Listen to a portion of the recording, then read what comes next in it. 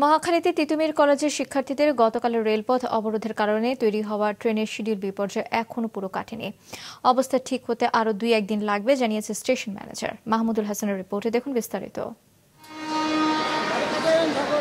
ফরিদুল ইসলাম ঢাকায় বেসরকারি একটি প্রতিষ্ঠানে চাকরি করেন, থাকেন মা ও ভাইয়ের সঙ্গে।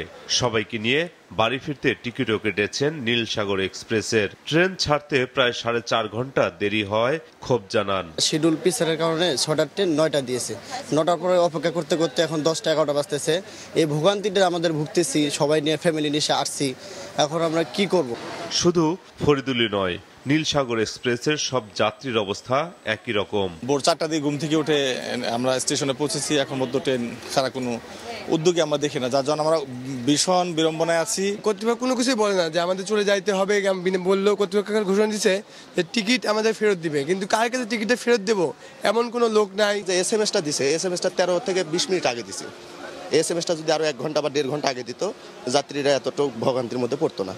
ট্রেনের শিডিউল বিপর্যয়ের মধ্যেই আজ যারা কমলাপুর থেকে বিভিন্ন গন্তব্যে যাচ্ছেন তাদের ভোগান্তির যেন শেষ নেই। প্রায় প্রতিটি ট্রেন ছাড়ছে 1 থেকে 4 ঘন্টা দেরিতে।